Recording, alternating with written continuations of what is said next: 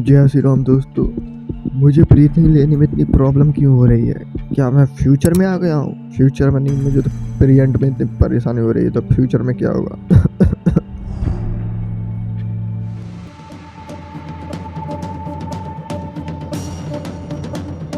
दिल्ली के अंदर जीने के हालात बहुत खराब हो गए हैं। बहुत प्रॉब्लमेटिक हो जा रहा है, थोड़ा ब्रीदिंग इश्यूज भी हो जा रहा है अगर आप जॉगिंग करते हो, वॉकिंग करते हो। ज्यादा हो रहा है, आँखों में जलन सी हो रही है, लोगों की आंखों में चुभ रहा है, ज्यादा प्रदूषण बढ़ रहा है।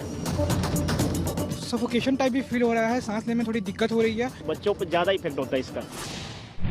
क्या आपने कभी सोचा है कि दिल्ली की हवा और हॉरर मूवी में क्या समानता है? मेरे हिसाब से तो दोनों में एक ही समानता है कि दोनों में जब हम सांस लेते हैं तो डरते हैं। हॉरर मूवी हो या फिर दिल्ली, जब हम सांस लेते हैं तो हमें डर लगता है कि हम कहीं बीमार ना हो जाए।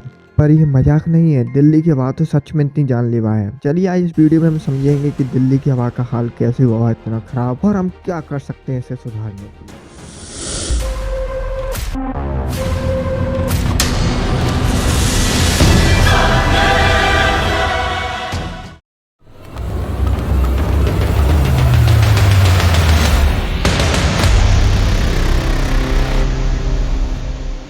बात करें दिल्ली के एयर क्वालिटी इंडेक्स यानी AQI की, तो वो तो हर सर्दियों में रिकॉर्ड तोड़ ही देता है। AQI का स्केल 0 से 500 तक होता है, पर दिल्ली का तो ये 500 पार कर ही जाता है। हजार्डियस लेवल पर सांस लेने का मतलब ये है कि अपने फेफड़ों को टॉर्चर करना। मेरे हिसाब से अगर दिल्ली की हवा एक इंसान होती तो अब तक शायद उसे सीरियल किलर की तो उपलब्धि मिली चुकी हो। तो आखिर ऐसा क्यों है? चलिए देखते हैं इतना पॉल्यूशन क्यों है दिल्ली में। मेरे हिसाब से सबसे पहले तो व्हीकल्स का धुआं। दिल्ली में 1 करोड़ से ज्यादा गाड़ियां रजिस्टर हैं। आप सोच सकते हो जब एक गाड़ी इतना पॉल्यूशन करती है तो जो करोड़ों गाड़ी एक साथ पॉल्यूशन करेगी तो वो कितना करेगी।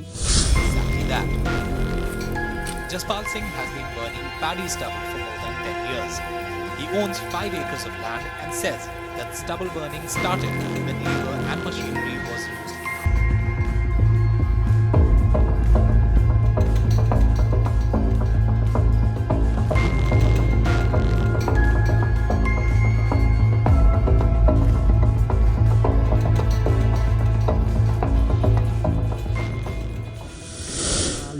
हर साल अक्टूबर नवंबर में जो पड़ोसी स्टेट है पंजाब हरियाणा में पराली जलाई जाती है। 1 हेक्टेयर में पराली जलाने से लगभग 5.5 टन CO2 प्रोड्यूस होता है। आप समझो जब हजारों हेक्टेयर्स में पराली जलाई जाएगी तो कितना CO2 प्रोड्यूस होगा। तीसरा, इंडस्ट्रीज। दिल्ली के आसपास की फैक्ट्रियों से निकलता हुआ धुआं हवा में जाकर उसे जहरीली हवा बना देता है। ये भी एक उसका बहुत बड़ा। पांचवा मेरे हिसाब से होगा तो वेदर कंडीशन। होगा नहीं है दोस्तों, वेदर कंडीशन। सर्दियों में हवा धीमी हो जाती है जिससे पॉल्यूटेंट हवा में ही फंसे रह जाते हैं। इस फिनोमेना को हम टेम्परेचर इन्वर्जन कहते। जब पैंडेमिक आई थी तो पैंडेमिक के दौरान मास्क पहनना मजबूरी था, लेकिन दिल्ली वालों के लिए तो मास्क का फैशन स्टेटमेंट बन गया है।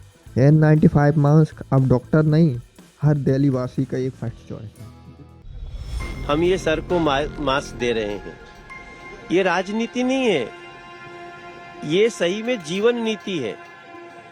हम ये जानते हुए कि हम 3 करोड़ लोगों को मास्क नहीं दे पाएंगे, मगर हम एक को देंगे ना तो कम से कम 20 आदमी को बताएगा। अगर कोई आपको बिना मास्क के दिख जाए तो आप एक सवाल तो उससे जरूर पूछ सकते हैं, भैया क्या आपको अपनी जान प्यारी नहीं है? क्या आपको पता है दिल्ली की जो एयर में जो व्यक्ति सांस लेता है उस इंसान की जो लंग्स है वो 20 सिगरेट रोज पीने वाले स्मोकर जैसे हो जाते हैं। हर साल करीब 3 लाख लोग एयर पॉल्यूशन से रिलेटेड बीमारी की वजह से अपनी जान गंवा देते हैं। बच्चे और बूढ़ों पर तो इसका ज़्यादा ही असर है। अस्थमा जैसी बीमारी तो इसमें बहुत ही आम हो जाती है, नॉर्मल हो जाती है। पॉल्यूशन सिर्फ हेल्थ पर नहीं बल्कि इकोनॉमी पर भी बहुत बड़ा असर डालता है। इंडिया के हर साल करीब 1.5 लाख करोड़ का नुकसान पॉल्यूशन की वजह से होता है। तो क्या सरकार सो रही है? निवासी बाहर भी नहीं, घर के अंदर भी मास्क पहन के बैठना पड़ रहा है इन्हें। प्रदूषण जो एयर प्रदूषण है उसका स्तर AQI इंडेक्स ऐसा हो गया है कि आज आपने, मैंने और अगर एक 2 साल का बच्चा है दिल्ली में, उसने 27 से 28 सिगरेट आज पी रखी है। इसमें 10 साल से हम दिल्ली सरकार से हर साल एक ही चीज़ सुनते हैं कि अगले साल ऐसा नहीं होगा। क्या होगा? देखिए प्रीति जी, मैं तो खुद बहुत परेशान हूँ। सरकार कर तो बहुत कुछ रही है पर लेकिन वही है ना, टाइम पर कर रही है। या टाइम के बाद करती हैं। जब 2-3 महीने के लिए पॉल्यूशन होता है तो कर देती हैं, वरना फिर अपना काम बंद कर देती हैं। उन्हें तो अपने काम से मतलब है वोटिंग से। दिल्ली सरकार ने भी कुछ अच्छे स्टेप लिए हैं, जैसे कि पहला लिया उन्होंने ओड इवन ट्रैफिक रूल। इसमें क्या होता है, जो ओड डेट होती है उस पर ओड नंबर वाली गाड़ियाँ चलती हैं, और जब इवन डेट आती है तो उस पर इवन नंबर वाली गाड़ियाँ चलती हैं। फिर उन्होंने दूसरा लिया था इलेक्ट्रिक व्हीकल का प्रमोशन करना। दिल्ली गवर्नमेंट में इलेक्ट्रिक बस और EVs का प्रमोट कर रही है। तीसरा उन्होंने ग्रीन दिल्ली ऐप, यह ऐप पॉल्यूशन कंप्लेंट रजिस्टर करने के लिए है, लेकिन इससे ज़्यादा असर नहीं हुआ, ये लिमिटेड है, क्योंकि पॉल्यूशन की जो सोर्स सिर्फ दिल्ली में नहीं बल्कि इसके आसपास भी हैं और इसके बहुत सारे कारण हैं। ये एक टेम्परेरी सॉल्यूशन हो सकता है कि थोड़ी देर के लिए पॉल्यूशन शांत कर दिया जाए, लेकिन अगर इसका परमानेंट सॉल्यूशन चाहिए तो हमें बहुत कुछ करना पड़ेगा।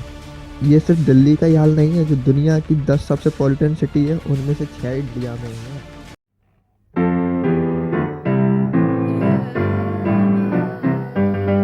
If you visit American City, you will find it very pretty. Just 2 things of which you must beware. Don't drink the water and don't breathe the air. Pollution, pollution, we got smog and... Beijing, China और loose angle में भी बहुत सारा pollution देखा गया था, पर उन्होंने इसे कंट्रोल करने के लिए बहुत बड़े बड़े कदम उठाए। अगर हम बात करें बीजिंग की, तो बीजिंग ने इंडस्ट्रियों को रिलोकेट किया, पब्लिक ट्रांसपोर्ट को अपग्रेड किया। दिल्ली में भी ऐसा कुछ कर सकती है, लेकिन इसके लिए कलेक्टिव इफेक्ट की ज़रूरत होगी। तो अगर बात करें हम खुद क्या कर सकते हैं, सबसे पहले हम पब्लिक ट्रांसपोर्ट का यूज़ कर सकते हैं, घरों की बिजली बचा सकते हैं, अधिक से अधिक पेड़ लगा सकते हैं, जैसे हम क्रैकर से भी दूरी बनाए रख सकते हैं। धन्यवाद। हम मिलेंगे किसी नए वीडियो में किसी नए टॉपिक के साथ।